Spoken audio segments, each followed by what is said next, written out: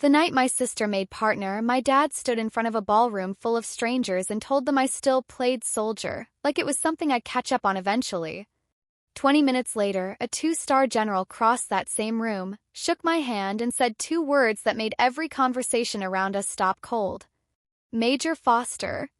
My brother-in-law's glass froze in midair.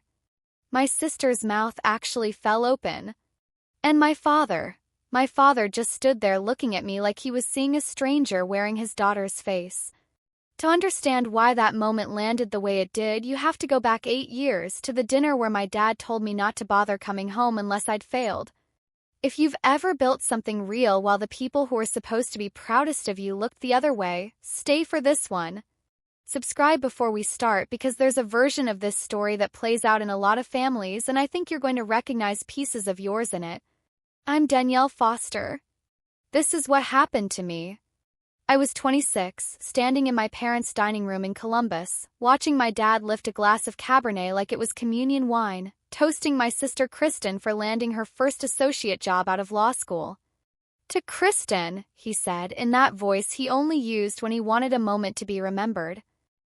Someday she's going to make partner at that firm. Mark my words. Everyone clapped. My mom would have clapped loudest. She'd passed almost 2 years before that dinner, and there was a chair at that table that never quite stopped being empty. I clapped too because I loved my sister and because I still believed back then that a family could hold two different kinds of pride at once without one canceling out the other. Then it was my turn to share news, and I made the mistake of thinking my dad actually wanted to hear it. I told them I'd been accepted into Army OCS, that I'd ship out to Fort Benning in 6 weeks. That I'd spent over a year thinking it through, and I wasn't doing this on a whim, I was certain. The silence that followed still sits somewhere behind my ribs. My dad laughed first, a short, confused laugh like I'd told a joke and he was waiting for the actual punchline. When it became clear I wasn't joking, the laugh disappeared, and something colder replaced it. We paid for 4 years of school for this, he said, like the tuition itself should have made the idea impossible, like a degree existed to keep you out of anything hard, and I was choosing to throw the whole point of it away. I tried to explain that I wanted a career that asked something real of me, that I didn't want to spend my life behind a desk wondering if I'd ever actually been tested. He wasn't hearing any of it. I could see it happening behind his eyes. He'd already filed us into 2 folders before I finished my sentence. Kristen, going somewhere. Danielle, throwing something away. Kristen laughed too, not cruelly, just carelessly, swirling her wine. Well, at least you'll never have to iron a blazer again. Table laughed with her. I smiled because I didn't know what else to do with my face. I didn't argue that night. I've never been much for fighting in rooms where I already know I've lost the vote before it's called. But before I left for training, my dad walked me out to my car, and instead of a hug, instead of anything close to good luck, he said the sentence that would live rent-free in my chest for the next 8 years. Don't come back here unless it doesn't work out. I looked at him for a long moment. I wanted to ask what exactly he thought not working out would look like. A discharge. An injury. A folded flag he'd have to explain at his golf club. I didn't ask. I just nodded once, told him I'd hold on to that, and got in the car. I didn't turn it into a war. I could have said 100 things about a man who ranked his daughters by which one made him look better at dinner parties. Instead, I drove to Georgia and let the silence between us start growing the way silence does when nobody bothers to water it. What came after was 8 years most people never see the inside of. Not the highlight reel, the actual weight of it. Mornings that started before the sky changed color. Packing lists memorized down to muscle memory. New posts before I'd finished unpacking from the last one. Learning to function on 4 hours of sleep because the mission doesn't care how tired you are. Being handed responsibility for people's safety, for equipment worth more than my dad's entire agency, for decisions with no undo button. I grew into a version of myself nobody at that dinner table would have recognized. Steadier. Harder where it mattered. Softer in ways that surprised even me. Every call home, my dad asked the same question in the same tired tone, like he was checking on a phase he assumed I'd age out of. So when are you going to get a real job? I stopped explaining myself around the fourth call. There's a specific exhaustion in defending your whole life to someone who's already decided not to believe you. Easier to let him believe what he wanted than to bleed for his approval every time we spoke. If you've ever had to keep building even when nobody at home was watching, that's the part of this story I want you to sit with for a second. Stick around because this is exactly where it starts to turn. 8 years is a long time to carry one sentence. Long enough that I almost stopped hearing it in my dad's voice. Almost. Then, on an unremarkable Tuesday at my current post outside San Antonio, a thick cream envelope showed up in my mailbox. Heavy cardstock, gold foil lettering, the kind that costs someone real money to print. Inside was an invitation. Please join us in celebrating Kristen Foster on Making Partner. The exact future my dad had toasted to 8 years later, arriving right on schedule. But when I flipped the envelope over, the return address wasn't my dad's. It wasn't Kristen's either. It belonged to my Aunt Diane, my dad's younger sister, the one person in that family who never let 8 years of silence turn into 8 years of forgetting I existed. Diane was past 60 by then, sharp as a tack, with the kind of bluntness that used to mortify my dad at holidays. She was the one person who called on my birthday without me having to hint that it was coming. Tucked inside the invitation was a note in her handwriting, ink slightly smudged like she'd written it fast before she talked herself out of it. You're still a Foster. Don't let them make you forget that. My first instinct was to decline, not out of spite but something closer to self-preservation. I didn't want to walk into a room built entirely to celebrate my sister and somehow become the story of the night. I didn't want to hand my dad the satisfaction of watching me hover at the edges of a success he never once imagined he'd need to worry about upstaging. Diane called before I could write back my regrets. She skipped the small talk the way she always did. She told me my dad had spent weeks telling anyone who'd listen that one of my girls really knows how to build a life. She said it slow enough that I'd know exactly which girl she meant. I already knew. Then she asked me the question that actually moved me. How many more years are you going to keep skipping rooms just because they're standing in them? I didn't have an answer for that, so I told her I'd go. While I was making that decision 3 states away, my sister's husband was doing what he always did, holding court. Marcus Bellamy had a gift for turning any gathering into a chance to remind people what he did for a living. Vice President of Government Relations at Ironclad Meridian Logistics, a company that supplied transport and warehousing services under federal contracts. He liked dropping phrases like Pentagon-adjacent clients and $14 million pipeline into conversations that had nothing to do with either. My dad ate it up every time. To him, Marcus represented everything he respected, a man in an expensive suit closing deals with the government, shaking hands that mattered.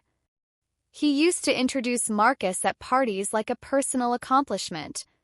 Marcus works directly with the military at a pretty high level. The irony never once occurred to him that a man selling services to the military impressed him more than his own daughter, who'd spent 8 years actually serving in it. Kristen had absorbed the same blind spot without ever questioning it. In her mind, I was still the sister who'd wasted a good degree chasing something none of them understood. What none of them knew, what I hadn't told a single member of my family, not even Diane, was that for months I'd been part of a working group reviewing contract performance and compliance flags. Routine oversight work, the unglamorous backbone of what I actually do. And one company's name had crossed my desk more than once. Buried in paperwork, a very small circle of people were cleared to discuss. Ironclad Meridian Logistics. Marcus's company. I want to be honest about what I knew because the truth is more interesting than the version where I'd secretly built a file on my brother-in-law. I hadn't investigated Marcus personally, but I knew the company was under review and I knew certain records had been flagged and pushed up the chain. I didn't yet know how deep his fingerprints ran through whatever was unfolding. What I did know was enough to make me careful about what I said, and to whom. I told no one in my family. Not to protect Marcus, I owed him nothing, but because I understood the difference between what I knew professionally and what I had any right to bring to a dinner party. That line mattered to me, even if nobody else in that family had ever bothered drawing one. 2 days before the party, my colleague Elena Ruiz, a JAG captain I'd worked with on the review, called to give me a heads up that the office expected to formally request additional documentation from Ironclad Meridian within the week. Nothing about that call had anything to do with my family. I hung up, put my phone in a drawer, and went to pick out a dress. I stood in front of my closet longer than I want to admit, and finally chose a simple navy dress instead of anything that hinted at a uniform. I wanted to walk into that ballroom as somebody's little sister. Not an officer. Not anyone with rank or files or clearance. Just Danielle. The hotel lobby was marble and soft gold light, the kind of place that makes you lower your voice without being asked to. A young woman at the check-in table, her name tag reading Nora, ran a finger down the guest list looking for my name. When she found it, she paused, just slightly, just long enough for me to notice. "Foster," she said, glancing up. "Danielle Foster?" I nodded. She smiled, but there was something careful underneath it. "Someone's expecting you," she said, and gestured toward the ballroom doors like she knew something I didn't.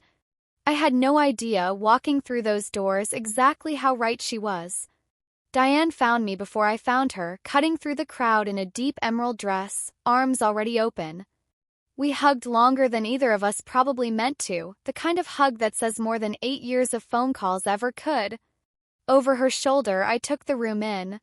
Soft gold light, round tables in white linen, a string quartet quietly working near the back wall under all the conversation. Kristen's colleagues were scattered through the crowd, other partners from Whitmore & Cole, corporate clients in expensive suits. And threaded through them my dad's circle of old friends, people who'd known us since we were girls. I saw my dad before he saw me. He stood near the center of the room, one hand on some stranger's shoulder, laughing at his own joke. Then his eyes moved past the stranger and landed on me, and I watched his whole face change in real time. The smile didn't fade slowly. Just stopped. He crossed the room toward me, and for one absurd second I let myself hope for a hug. He didn't. No embrace. No handshake. Not even a nod. "Did somebody actually invite you to this?" he said flat. "Aunt Diane," I said, keeping my voice even. He turned to glare at his sister, and Diane met that look without flinching, the way only someone who's known a person their entire life can. Kristen appeared beside him a beat later, stunning in deep blue, arms already crossing over her chest before she'd said a word of hello. "Danielle, tonight is about my career." "I know," I said. "Then why are you here?" "To congratulate you." She looked me over, top to bottom, the way you'd size up someone who'd wandered into the wrong wedding. Then she said, quiet enough to sound private, loud enough that the people nearest us heard anyway, "This isn't the place for her." My dad said nothing. That silence hurt worse than anything either of them could have said out loud. Someone nearby asked him, out of polite cocktail hour curiosity, what I did for a living. He answered before I could open my mouth. "She's still in the army." He leaned on that word, still, the way you'd apologize for someone. The guest, undeterred, asked what exactly that meant. I kept it simple. "I'm an officer." My dad cut back in almost immediately. "Anyway, Kristen's the one we're celebrating tonight." Nobody argued. I certainly didn't.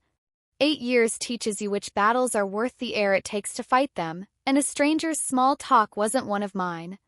That's when Marcus walked over, phone pressed to his ear, voice low and tight in a way that didn't match the room. I caught fragments as he approached, documentation contracting office, before he ended the call and slid the phone into his jacket. He looked up, saw me, and his expression soured instantly. Kristen filled the silence for him. "My sister just showed up." Marcus, already wound tight from whatever call he'd just ended, turned that tension straight at me. "Why the hell would you show up here?" A few heads turned. I felt the room's attention shift, that particular hush right before people pretend they aren't listening. I looked at Marcus, really looked at him, and understood something in that moment none of them did yet. He had no idea who I actually was. I let myself smile just slightly. You really don't know anything, do you? Tonight's the night you finally see where a story like this is headed. Stick around for the next part because it's about to get a lot louder in that ballroom. And if you haven't already, hit subscribe now because I don't think you'll want to miss what happens next. Marcus opened his mouth to fire something back, but before a single word made it out, a voice cut through the room behind me, deep, unmistakably military in its cadence. Major Foster. Marcus froze mid-breath, mouth still half open around whatever he'd been about to say. The voice belonged to Brigadier General Aaron Voss, a two-star I'd worked alongside years earlier on a logistics assignment that taught me more in 6 months than most jobs teach in 6 years. His wife had apparently once been a client at Kristen's firm, which explained his presence in a ballroom I never expected to find him standing in. He crossed toward me with the easy confidence of a man used to rooms rearranging themselves around him, and extended his hand. I had no idea you'd be here tonight, he said. Neither did I, General, I answered, shaking his hand. About you, I mean. My dad went completely still. I watched it happen out of the corner of my eye, the color draining slightly from his face, his jaw tightening like he was working a math problem that refused to close. Kristen's expression shifted, irritation replaced by confusion. Major, she said quietly, almost to herself. In 8 years, she'd never once asked what rank I held, and I'd never once volunteered it. My dad, still trying to catch up, turned to the nearest stranger. What does Major even mean? A man standing a few feet away, someone who'd clearly served himself, judging by the quiet certainty in his voice, answered before I could. Oh, for. My dad blinked, still lost. The man clarified, kindly but plainly. Your daughter's a field-grade officer. He said it the way you'd explain something obvious to someone who really should have already known it. I watched the air in that little circle shift. People who'd barely registered me 10 minutes earlier were suddenly looking at me differently, recalculating something in real time. I didn't enjoy it the way I might have imagined I would years ago, lying awake after another call where my dad asked when I'd find a real job. Mostly I just kept talking to General Voss like none of it mattered because in the ways that counted, it truly didn't. His opinion of me had never once needed correcting. Voss asked, casual and familiar, whether I was still doing logistics oversight work. Yes, sir, I said. Marcus heard it. I watched the words land on him like a physical weight, logistics oversight, and something behind his eyes shifted from irritation into something closer to alarm. Where exactly do you work? He asked, and his voice had lost its earlier edge, replaced by something far more careful. I looked at him steadily. You really want to ask me that here? He didn't answer that. Kristen, sensing the temperature of the conversation had changed without understanding why, looked between us. What is going on? Nobody answered her either.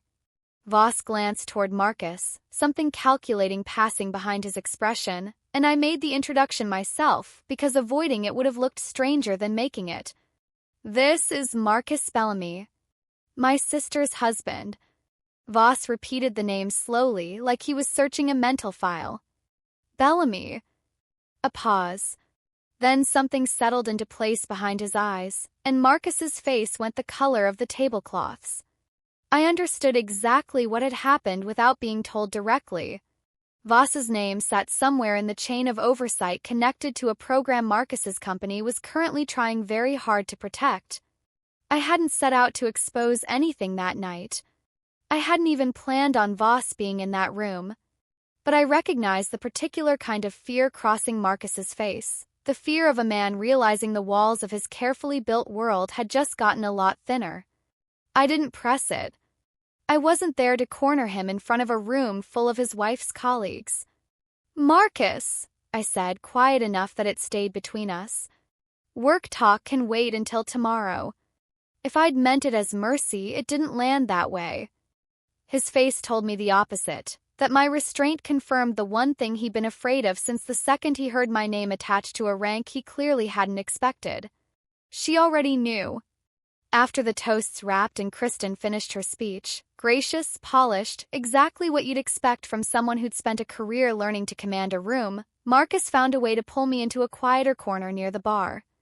Kristen followed close behind, champagne forgotten somewhere on a table. Marcus didn't bother with pleasantries.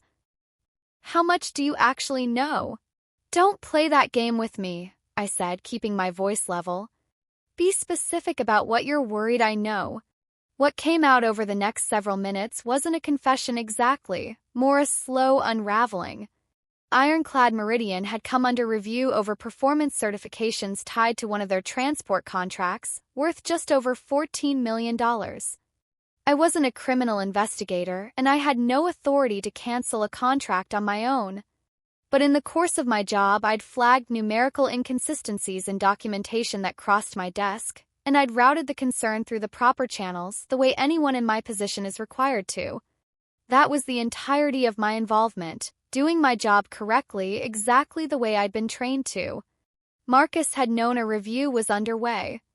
What he hadn't known until tonight was that I'd been one of the people who first noticed the numbers didn't add up. Kristen stood there absorbing all of it, and I watched something crack behind her composed exterior. She turned to her husband.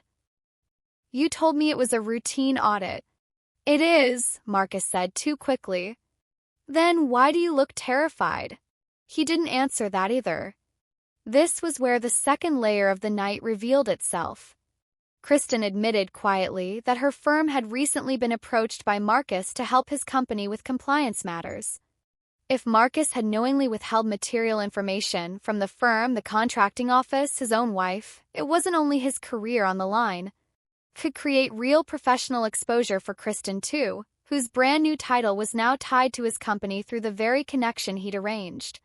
A paralegal at her firm, Priya Anand, had flagged the same connection internally weeks earlier. Kristen just hadn't been told yet. I watched my sister begin to understand in real time that her husband might have been using her reputation and her new title as cover. I kept my own boundaries clear. I'm not discussing case files with either of you. If his company gets an official request, they answer it through the proper process. That's it. Marcus's fear curdled into anger. Are you threatening me? No, I said. I'm telling you the exact opposite. I'm not going to use my family to interfere with my job. That's not how this works, and it's not who I am. That's when my dad walked into the middle of it, catching only the tail end of the exchange. True to 8 years of habit, he positioned himself beside Kristen without asking a single question first. Danielle, that's enough. This is your sister's night. I looked at him. Do you even know what's happening right now? I know you're ruining a party. Something in me went quiet and still, the way it does right before you accept a truth you've been circling for a long time. So 8 years hasn't changed anything, I said.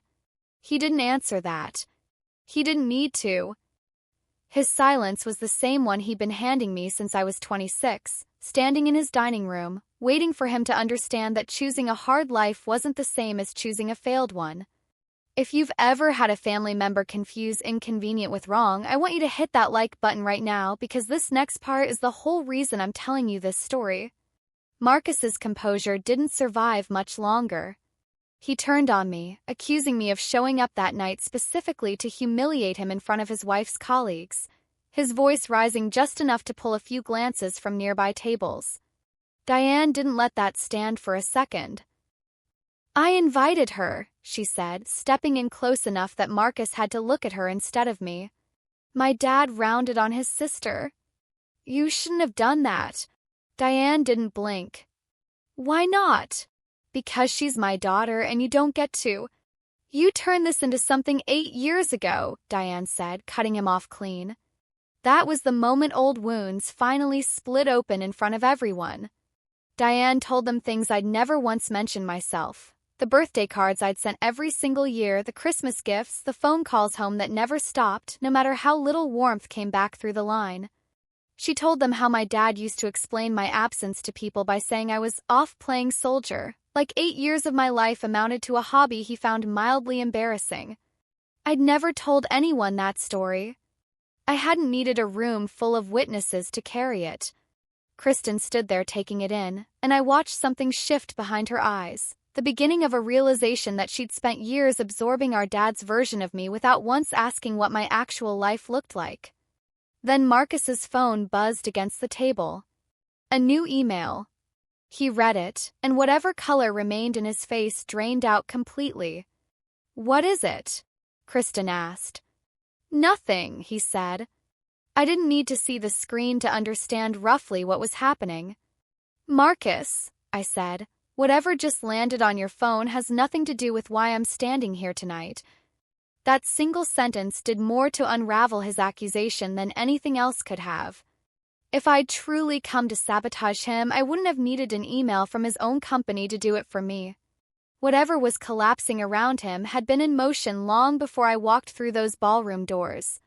I'd simply had the misfortune, or the fortune depending how you looked at it, of showing up on the exact night it started catching up with him.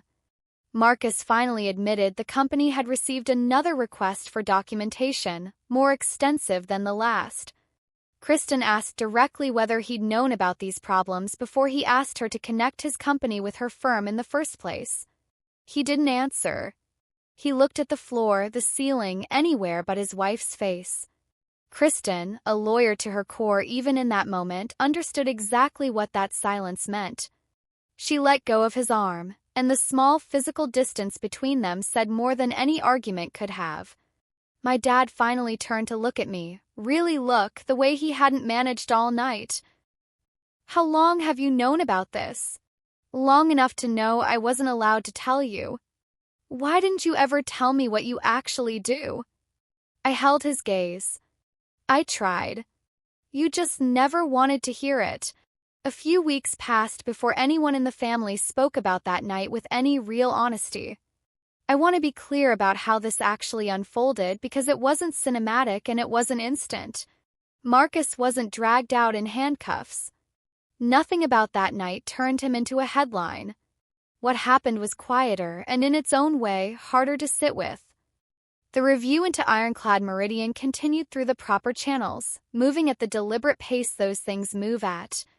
Marcus was placed on administrative leave while the company sorted through its own internal accounting of what he had and hadn't disclosed. Kristen, once she understood the full shape of what her husband might have known, formally recused herself from anything connected to his company, unwilling to let one more piece of her career become collateral in his choices. Their marriage didn't survive the aftermath easily. I won't pretend I know every detail of what happened behind their closed doors in the weeks after, because that was never mine to know. What I do know is that Kristen called me one evening, her voice smaller than I'd heard it in years. "I owe you an apology," she said. "For which part?" I asked, genuinely unsure which of the many things she might mean.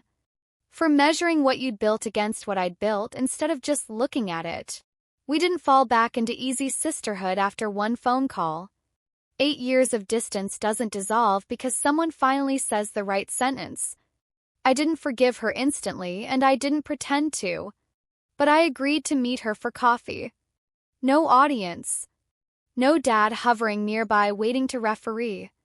Just 2 sisters at a small table actually asking each other questions instead of assuming the answers.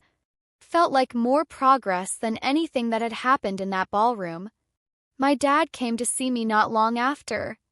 No party this time, no crowd to perform for, just a 67-year-old man sitting across from me in my apartment, looking older than I remembered, finally reckoning with 8 years he couldn't get back.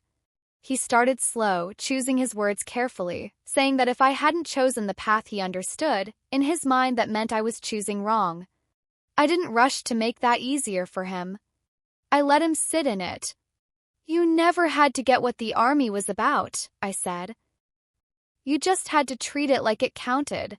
He nodded slowly, and something in his face looked genuinely worn down, not performing regret but actually carrying it. Then he brought up the car, the driveway, the line he'd handed me on my way out 8 years earlier, the one about not showing up again if this didn't pan out. I remember every word of it, I said. And it panned out. I let that sit before I kept going. None of this was ever really about the army. It was about whether you'd still claim me if I stopped doing things your way. He had no answer for that.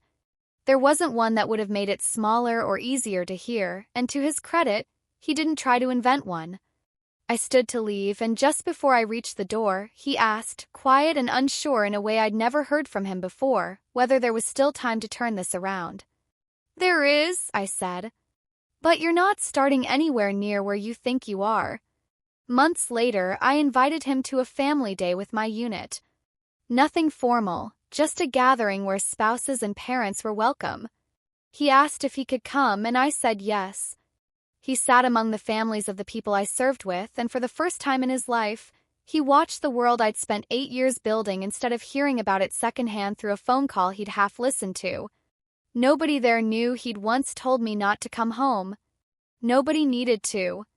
When I was recognized that day for something our unit had accomplished, I looked out and saw him standing there, clapping, his face doing something I hadn't seen it do in a very long time. I didn't feel victorious. I felt something quieter than that, relief mostly. 'Cause the real reckoning, if you could even call it that, was never about watching Marcus unravel or Kristen questioning herself or forcing my dad to bow his head in some public moment. It was simpler than any of that.